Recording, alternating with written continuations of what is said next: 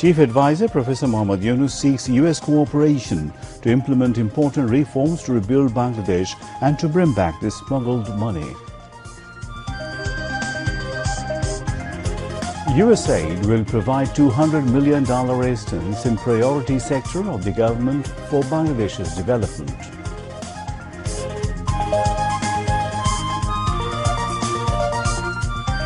The Asian Development Bank will provide $400 million in budgetary support to Bangladesh by December.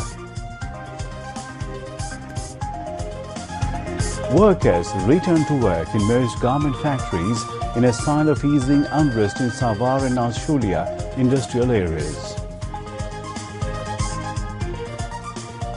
Holy Eid-e-Miladun-Nabi sallallahu alaihi wasallam tomorrow, marking anniversary of birth and demise of Prophet Hazrat Muhammad sallallahu alaihi wasallam. 12 more Palestinians killed in Israeli attacks in Gaza.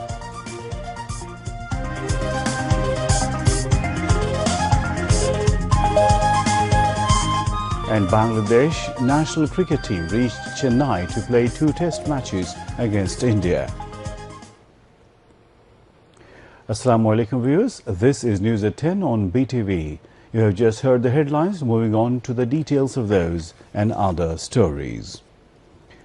Chief Advisor Professor Mohammad Yunus has sought support from the United States to rebuild the country, carry out vital reforms and bring back the stolen assets. The Chief Advisor sought the assistance when a high-powered US delegation met him at the State Guest House Jamuna in Dhaka today. The 2006 Nobel Peace Prize winner described the challenges facing the interim government, saying his administration has moved quickly to reset, reform and restart the economy, initiate reforms in financial sectors and fix institutions such as the judiciary and police. The Chief Advisor described an outline of the reform initiatives undertaken by the interim government.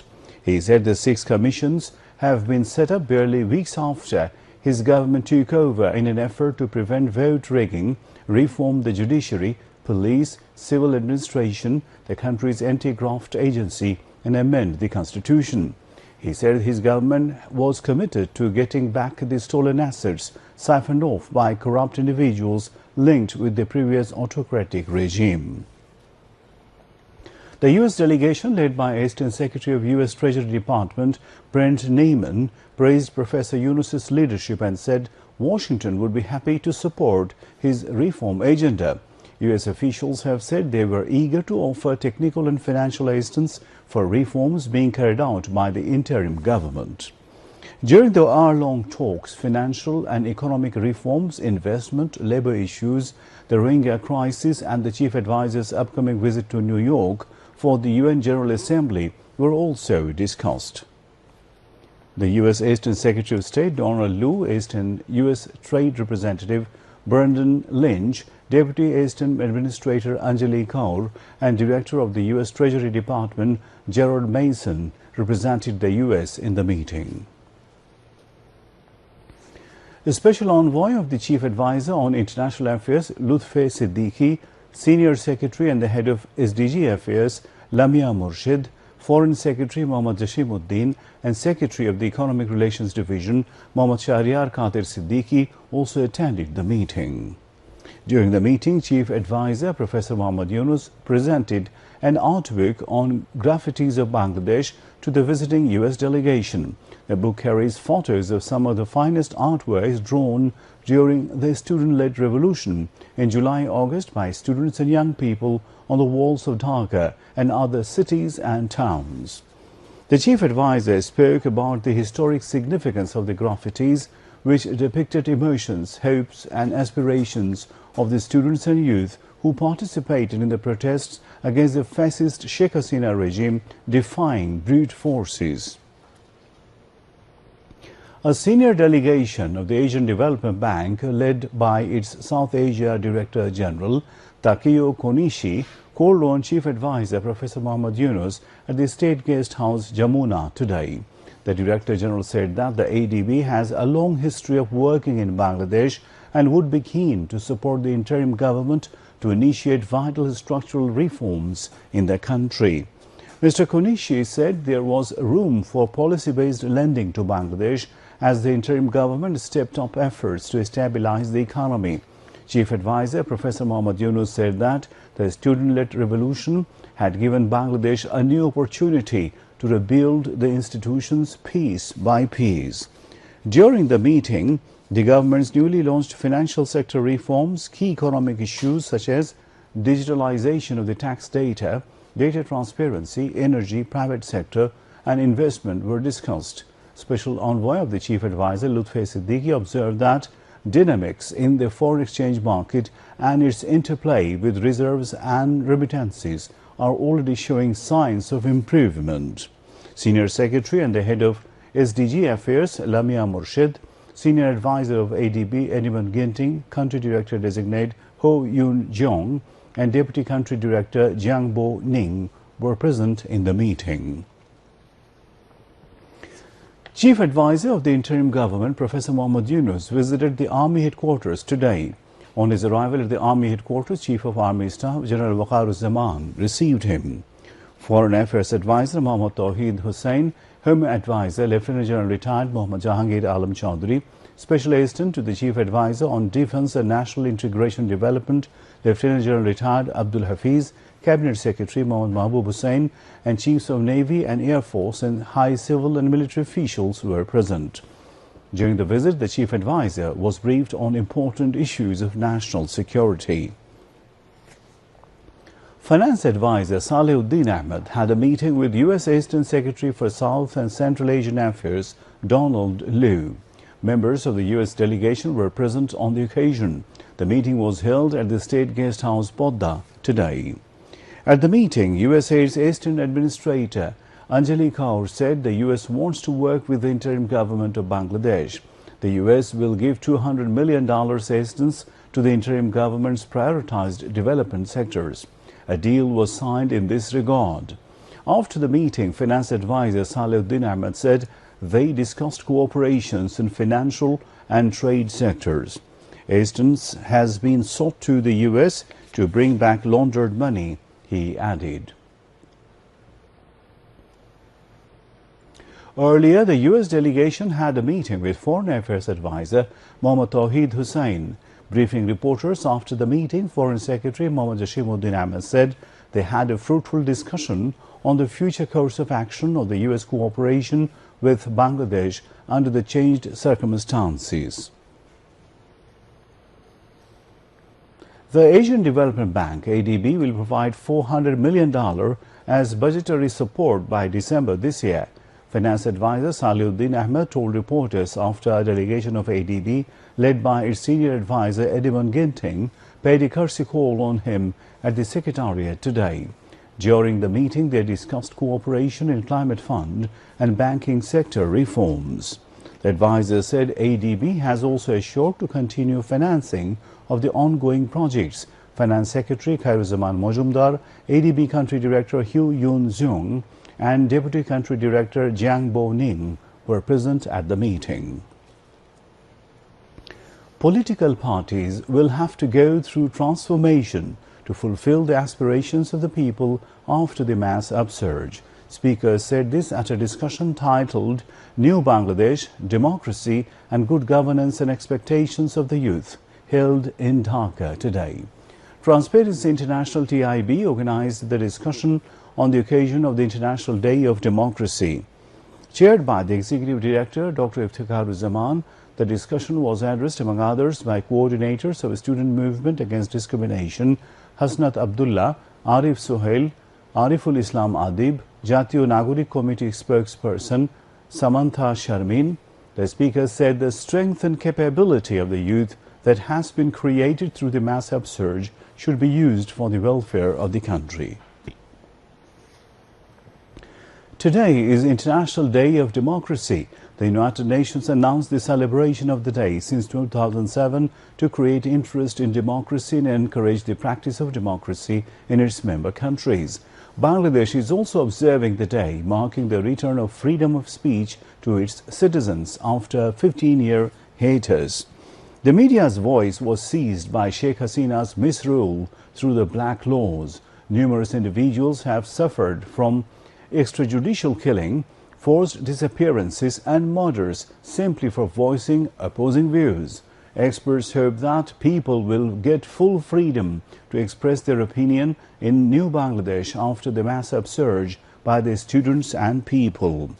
They have called for a voice to ensure that the black shadow of fascist misrule never returns in the future by destroying democratic governance. Experts also stress protecting the right to vote and creating a new nation without regard to differences. Most of the garment factories in Savar and Ashulia were open today. Women and men workers joined work in their respective industries in the morning, ignoring the storm rain and starting production in full swing. However, 18 garment factories remained closed. Necessary measures have been taken to deal with any kind of chaotic situation in the garment factory. Security of the factories have been strengthened by increasing army and police patrols. Meanwhile, the Labour Complaints Monitoring Committee today visited some garment factories in Ashulia. During a visit to a garment factory in Savar's Nishtipur area, the 11-member committee exchanged views with the workers, owners and people involved in the garment sector. The holy Eid-e-Miladun-Nabi, marking the anniversary of birth and demise of Prophet Hazrat Muhammad, peace be upon him, will be celebrated across the country tomorrow with due religious solemnity. On this day in 570, the 12th of Rabiul Awwal of the Hijri calendar, Prophet Muhammad, peace be upon him, was so born in Mecca of Saudi Arabia with divine blessings and messages of peace for mankind. He also passed away on the same day. President Muhammad Shahabuddin and Chief Advisor to the interim government, Professor Dr. Muhammad Yunus, issued separate messages greeting the people of Bangladesh and the Muslims across the world on the eve of the day. Marking the day, Bangladesh Television, BTV and Bangladesh Betar will broadcast special programs and different national dailies will publish supplementary highlighting the importance of the day. The day is a public holiday. And now international news. At least 12 Palestinians were killed since dawn as a result of continued Israeli bombings across Gaza. In another attack on Saturday, Israeli forces killed at least 26 Palestinians. 41,206 Palestinians have been killed so far and 95,337 wounded in Israel's war on Gaza since October last year.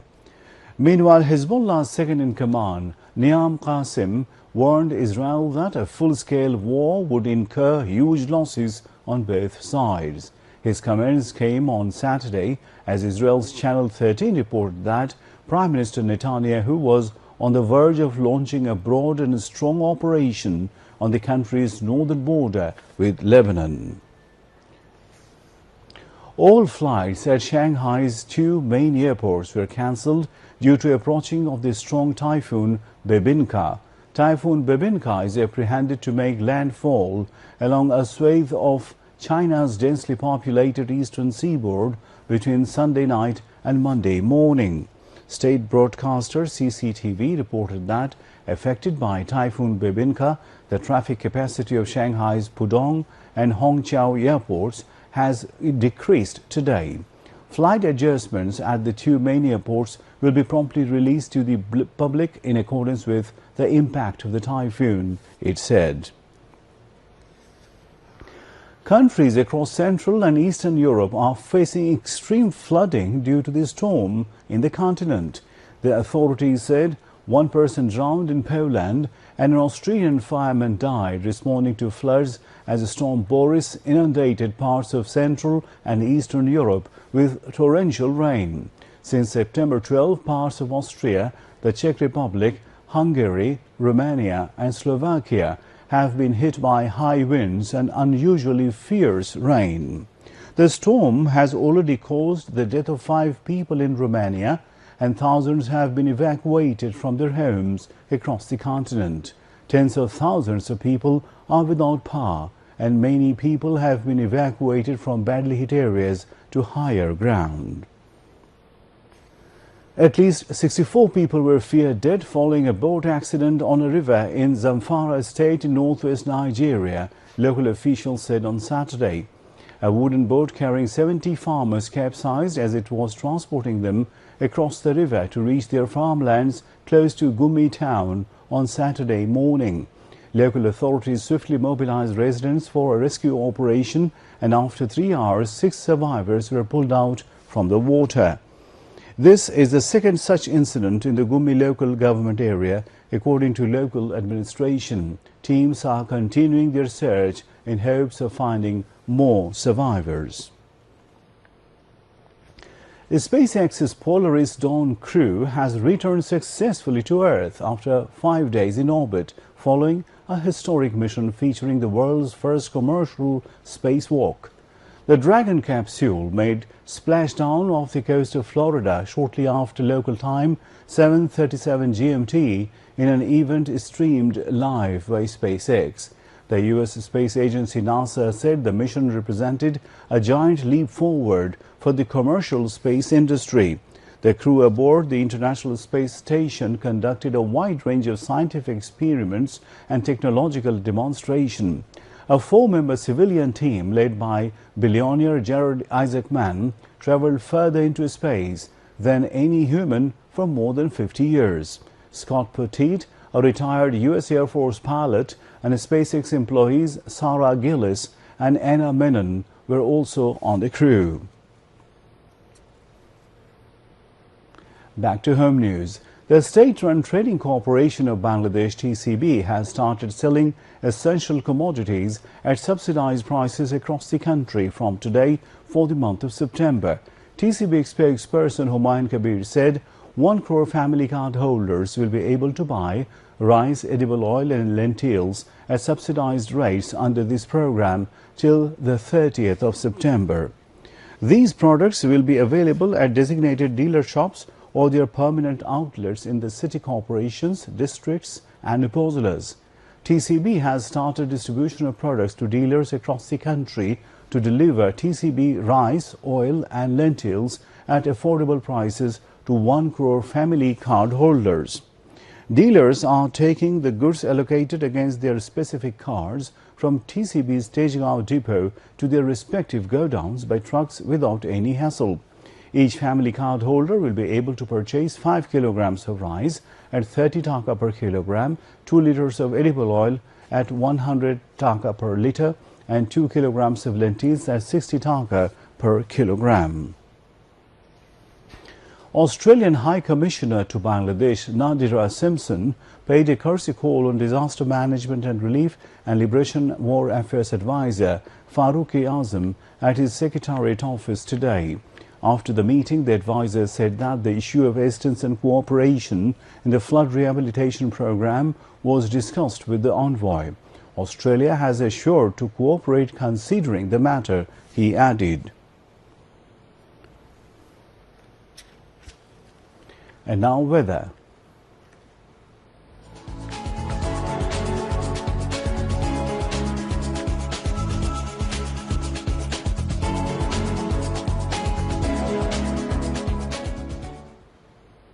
The land-deep depression over Gangetic West Bengal and adjoining western part of Bangladesh moved slightly westwards and lies over Gangetic West Bengal and adjoining areas at 6 p.m. today.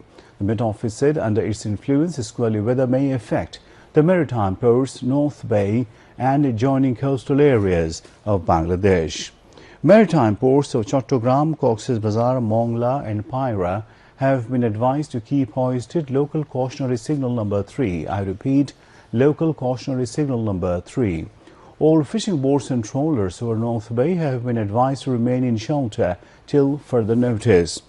Meanwhile, Met Office in its weather forecast till 6 p.m. tomorrow said light to moderate rain or thunderstorms accompanied by temporary gusty or squall wind is likely to occur at most places over Rajshahi and Khulna divisions, at many places over Rangpur, Dhaka and Borishal divisions, and at a few places over Mymensingh, Sylhet and Chattogram divisions.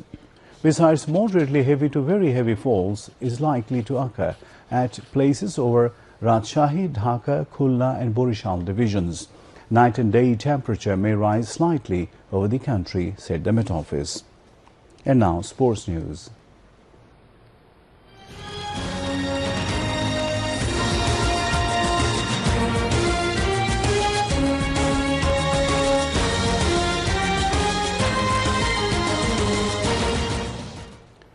Bangladesh cricket team, brimming with confidence, reached Chennai this afternoon to play 2 test matches against India. Earlier, Bangladesh team left Dhaka for India around 1 p.m. Bangladesh Standard Time. Led by optimistic Najmul Hussain Shanto, the visitors are riding high on their recent historic 2-0 Test Series victory against Pakistan.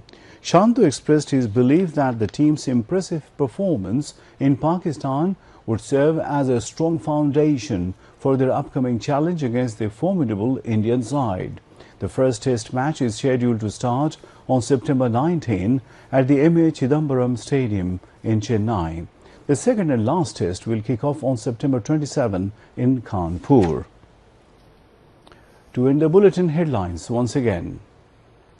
Chief Advisor Professor Muhammad Yunus seeks U.S. cooperation to implement important reforms to rebuild Bangladesh and to bring back the smuggled money.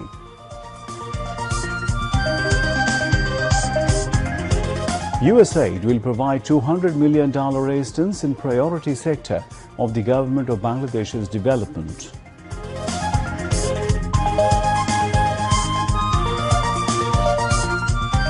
The Asian Development Bank will provide $400 million in budgetary support to Bangladesh by December. Workers return to work in most garment factories in a sign of easing unrest in Savar and Ashulia industrial areas. Holy Eid-e-Milad-un-Nabi tomorrow, marking anniversary of birth and demise of Prophet Muhammad sallallahu alaihi wasallam. 12 more Palestinians killed in Israeli attacks in Gaza.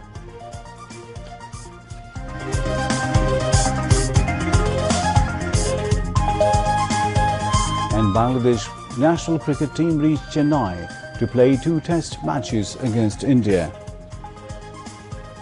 And that's all from the newsroom for the moment. Thank you for staying with us, and we invite you to watch our 11:30 Bangla News. Until then, Allah Hafiz.